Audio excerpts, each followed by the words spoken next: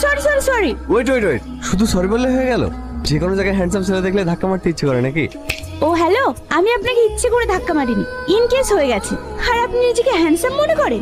দেখতে তো একটা বাদরের মতো। কি বললেন? ব্যাগে আমার ক্যামেরা আছে, যদি কিছু হয় না আপনার খবর আছে। আয় আয় বস।